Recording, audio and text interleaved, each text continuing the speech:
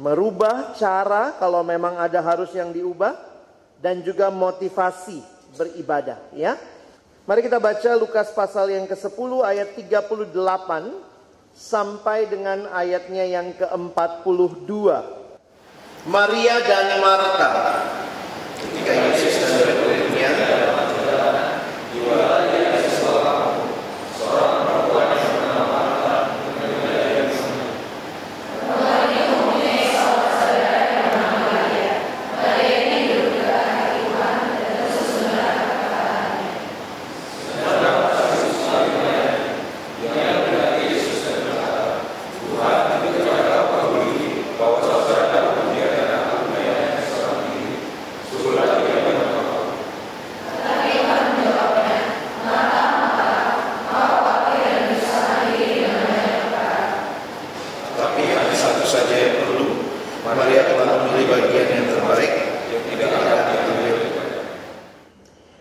dikasihi Tuhan, ini bukan bagian yang asing buat kita, ya. Dan waktu kita perhatikan kisah Maria dan Marta, seringkali menjadi kisah yang juga kita dengar waktu kita melayani. Nah, maka hari ini atau saat ini saya mengajak kita melihat lebih jauh ke dalam lagi tentang motivasi. Jadi saya akan bahas dua hal sederhana sebenarnya. Motivasi dan cara. Mari saudara perhatikan, para penafsir mengatakan kalau perhatikan Lukas pasal 10, mungkin kita harus juga membaca bagian atasnya di pasal 10 ayat pertama. Yesus mengutus 70 murid. Lalu kemudian sesudah diutus, perhatikan kembalinya ke 70 murid. Jadi kita harus menghayatinya sedikit lebih luas, bahwa yang ikut Yesus bersama-sama dengan Yesus bukan cuma 12 murid, tetapi ada kelompok-kelompok yang 70 juga. Nah, karena itu menarik untuk memperhatikan apakah orang-orang ini ikut Yesus juga. Waktu ikut Yesus berarti ikut juga waktu sampai di rumahnya Marta. Nah, coba lihat sebentar ya, ayat 38. Ketika Yesus dan murid-muridnya, nah itu penjelasan, mungkinkah murid-muridnya bukan hanya 12, ya. Yesus dan murid-muridnya dalam perjalanan tibalah di sebuah kampung. Seorang perempuan yang bernama Marta menerima dia di rumahnya. Nah, perempuan ini mempunyai seorang saudara bernama Maria. Dari Yohanes pasal 10 atau pasal 11, kebangkitan Lazarus, kita tahu ya, ini kampungnya Betania. Tuhan Yesus sering mampir ke situ karena Tuhan Yesus teman dengan saudaraan ini, Maria, Marta, dan Lazarus. Maria kemungkinan adalah kakaknya Marta.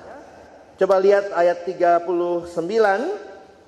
Perempuan itu mempunyai seorang saudara yang bernama Maria. Maria ini duduk dekat kaki Tuhan dan terus mendengarkan perkataannya. Satu hal yang menarik, mendengarkan perkataan Tuhan, duduk dekat kaki Tuhan, sebenarnya ini bukan hal yang lazim bagi seorang wanita. Karena pada masa itu murid umumnya pria. Jadi Maria sebenarnya unik kalau kalian perhatikan ya. Nah, sekarang perhatikan ayat 40. Sedang Marta sibuk sekali melayani. Ia mendekati Yesus dan berkata, kok nggak ngomong langsung ya sama kakaknya ya?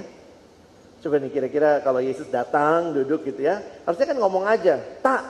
Mar, belakang, ya, dapur gitu ya. Saya pikir juga ya, kalau betul penafsiran tadi, banyak juga tuh berarti orang ya. Anggaplah misalnya 70-an misalnya, bisa 100-an tuh. Tiba-tiba datang di rumahnya atau kita bilanglah, kalaupun Yesus dan muridnya yang singgah itu hanya 12 plus muridnya, itu pun lumayan banyak begitu ya. Sehingga nyiapin sesuatu pasti juga nggak mudah pada waktu itu. Belum ada microwave ya, belum ada yang kayak sekarang. Jadi akhirnya menyiapkannya itu pasti butuh helping hand. Ada tangan lain yang membantu. Nah, saudara perhatikan ya.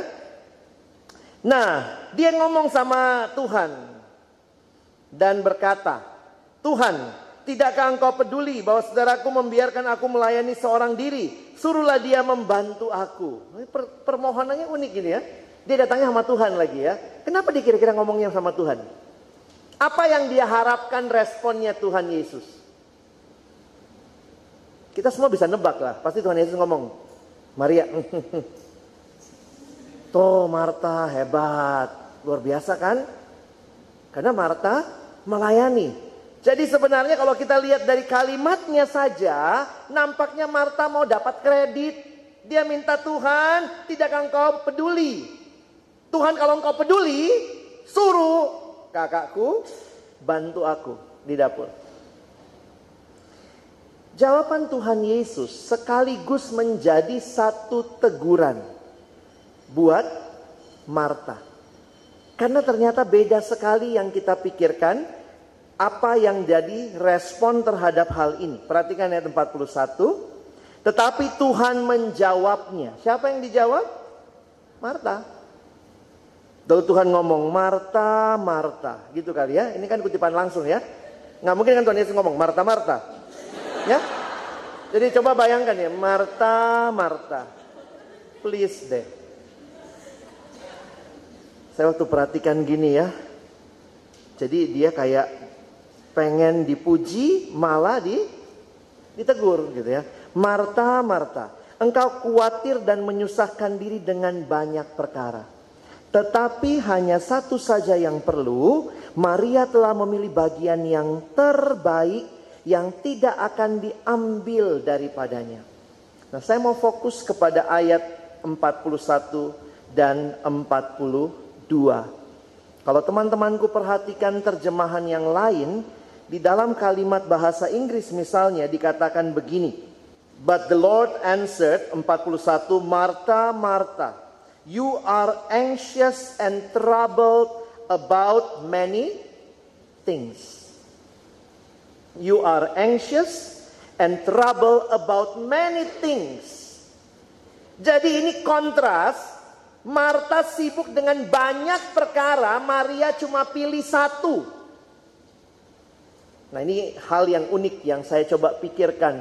Ketika kita melibatkan diri dalam pelayanan, pasti ada banyak hal yang trouble kita, anxious kita. Tapi kalian perhatikan, Tuhan memuji Maria yang memilih hal yang satu tapi tepat. Dikatakan Maria telah memilih bagian yang terbaik yang tidak akan diambil daripadanya. Nah, para penafsir mencoba melihat ayat ini. Apa sih yang menjadi hal yang troubled Marta? Nah, itu coba kita ini ya. Kita coba sama-sama menyelami kemartaan, ya. Satu buku yang artikel yang saya baca, dia bilang begini, sebenarnya kita dengan gampang kok menebak. Marta sibuk di dapur, orang lagi datang, kira-kira apa yang menjadi anxiousnya Marta? Apa yang menjadi kekhawatirannya Marta? Kekhawatiran sebagai tuan rumah dalam budaya orang-orang masa itu yang begitu gracious sama tamu, maka paling nightmare-nya apa? Kalau tidak bisa melayani tamu dengan baik. Sebenarnya ini satu hal yang wajar-wajar aja kok. Kalau dia nggak bisa melayani tamu dengan baik, aduh itu sangat trouble her heart. Sehingga dia minta helping hand dari saudaranya. Tetapi perhatikan teman-teman, masalah utamanya Marta bukan masalah di luar dirinya. Martha's serving probably appeared to flow from a gracious servant heart. But Jesus discerned differently. Apa yang Marta lakukan itu mungkin lahir dari hati seorang tuan rumah yang mau melayani dengan baik. Tetapi Yesus melihat lebih dalam lagi. He saw that Martha was serving out of anxiety, not of grace. Marta lahir dari kekhawatiran. Teman-teman, saya pernah juga belajar Matius pasal 6. Masih ingat ya, jangan khawatir tentang apapun yang kamu makan, minum. Nah, sebenarnya yang menarik Tuhan Yesus mengatakan begini. Itu pun dicari bangsa-bangsa lain. Jadi kalau kita berkata kerja keras, waktu saya bekerja keras, apa yang menggerakkan saya? Bisa dua kemungkinan. Kamu bisa bekerja keras karena khawatir, takut nggak makan, akhirnya kerja keras. Atau kamu kerja keras lahir dari sadar Tuhan memelihara hidupmu. Beda nggak? Kerja kerasnya sama, tapi motivasinya beda.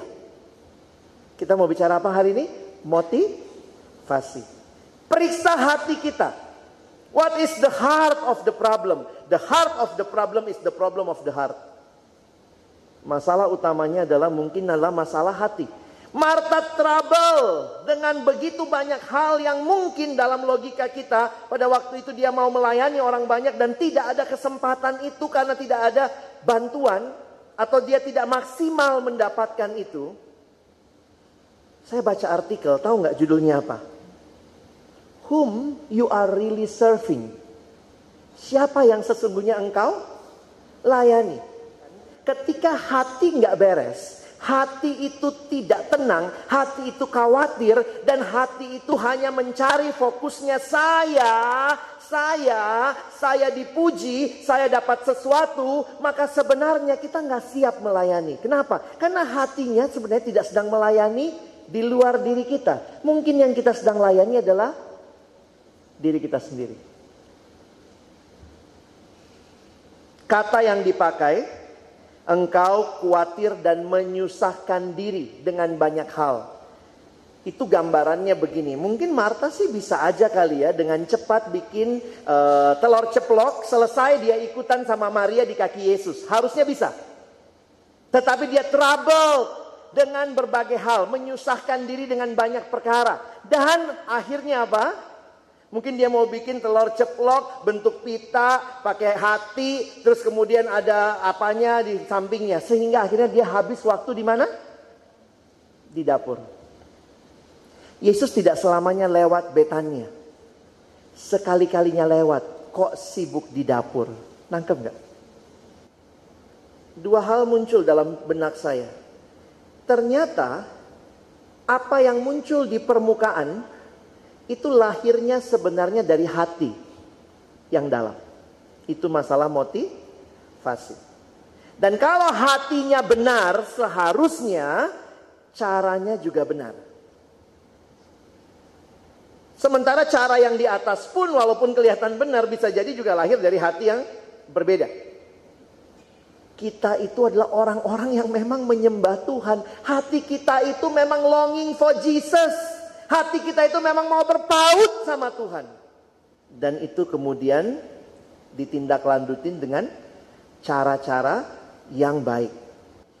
Bayangkan kalau teman-teman dan saya sibuk sama detail-detail, perintilan-perintilan, bikin tusar, bikin ini, bikin itu, CO yang berkali-kali. Tapi sebenarnya hati kita tidak sedang dekat dengan Tuhan. Pertanyaannya sama. Whom are you really serving? Kamu mau tampil jadi seksi acara yang lebih bagus dari seksi acara tahun lalu? Kamu sedang mau menunjukkan kamu adalah seksi acara yang bertanggung jawab? Ataukah sebenarnya lebih dalam lagi kita sedang bicara, daya mau Tuhan melalui pelayanan ini saya bertumbuh? Sehingga hati yang benar, hati yang melimpah dengan anugerah kasih Allah yang luar biasa akan muncul dalam cara-cara yang baik dan benar. Ada nggak yang harus kita ubah setelah dengar sepanjang hari ini? Mungkin ada. Tapi saya rindu perubahan itu tidak lahir dari hati yang cuman sekedar ingin kelihatan bagus. Jangan sampai kita sibuk jadi Martha.